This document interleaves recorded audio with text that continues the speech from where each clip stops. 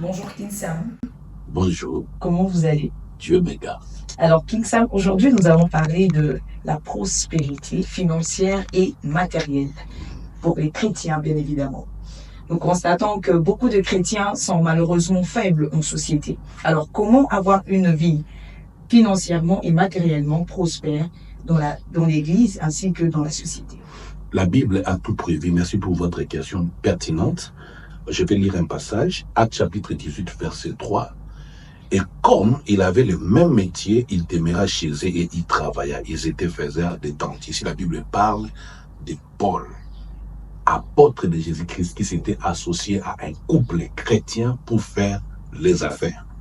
Le secret pour la prospérité financière et matérielle est dans les investissements d'affaires qui produisent l'argent. Rendre service non seulement à l'Église, mais aussi dans la société où nous vivons.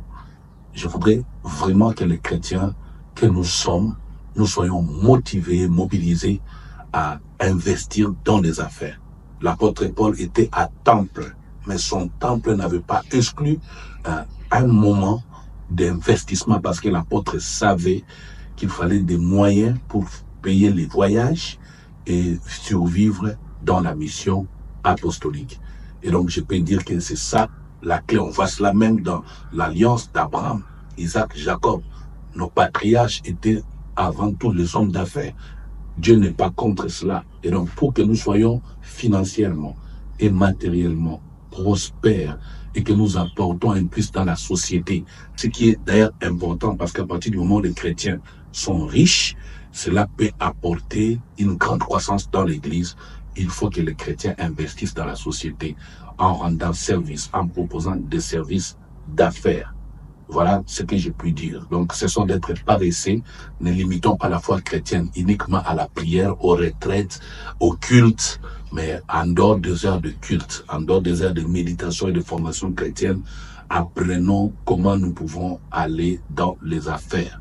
Il y a des cours de management, d'entrepreneuriat, et associons-nous. Parfois, vous n'avez pas par vous-même les moyens d'arriver à un capital. Associez-vous. C'est ce qui manque à l'Église aujourd'hui. Les chrétiens, surtout dans le cas de la RDC et en Afrique, les chrétiens n'aiment pas s'associer. Et pourtant, Paul n'avait pas de crainte à s'associer à un couple pour faire les affaires.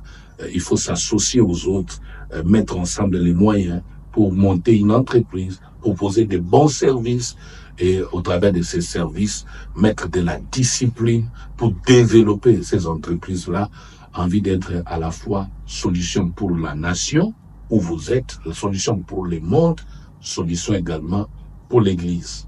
Voilà. Et Dieu. C'est comme ça que vous allez voir qu'en faisant les affaires, nous allons échapper à l'humiliation, à la faim, au dénigrement. Surtout pour les cas des hommes de Dieu. Tendre la main à tout moment aux gens vous qualifie de mendiants, surtout que les gens sont généralement égoïstes, cupides. Et je pense que l'idée de Dieu, c'est que nous soyons nous-mêmes forts.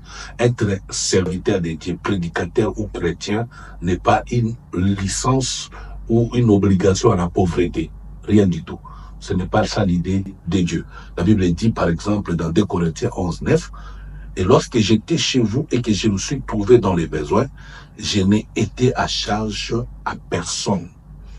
Car le frère venu de Macédoine ont pourvu à ce qui me manquait. En toute chose, je me suis gardé de vous être à charge et je m'en garderai. L'apôtre Paul est en train ici de dévoiler sa stabilité sociale. Il défend sa crédibilité devant les moqueurs. Il dit à l'église de Corinthe, attention, je vous prêche la parole, mais je ne suis pas malheureux, je ne suis pas pauvre. D'ailleurs, avant de venir vers vous, je m'étais associé aux autres frères avec qui nous avions travaillé au point de mettre ensemble les moyens qui m'ont permis de venir pour la mission. Si bien qu'en faisant cette mission, je ne suis pas venu comme un pauvre.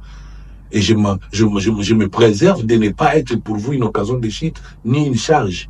Et donc, vous voyez jusqu'à quel niveau travailler, être riche. Ici, je ne parle pas d'excès de richesse, mais avoir les moyens de la vie. L'apôtre Paul dit, si nous avons de quoi manger et vivre, donc à la limite, nous devons avoir de quoi manger et vivre, de quoi nous vêtir. Cela nous suffit. On ne doit pas être incapable, ça ne doit pas être impossible. Ne voyons pas les diables là où nous n'avons pas travaillé. Ne voyons pas la pauvreté comme étant une punition que Dieu nous impose du fait de notre foi en Jésus. Non. Le fait pour nous d'avoir donné notre vie à Jésus ne nous a pas exclus de la société, ne nous a pas interdit de travailler. La vie chrétienne n'est pas une licence à la paresse. Et donc, travaillons de mieux en mieux, que les pasteurs encouragent les chrétiens au travail, que les chrétiens encouragent les pasteurs au travail, que l'Église apporte à la société des services pour que celle-ci, en revanche, soit respectée, considérée par des émois, mais aussi par des investissements qui feront de nous des partenaires de l'État. Les écoles, les universités, les hôpitaux, ces choses sont des affaires que nous devons nous monter pour la gloire du Seigneur. Dieu bénisse.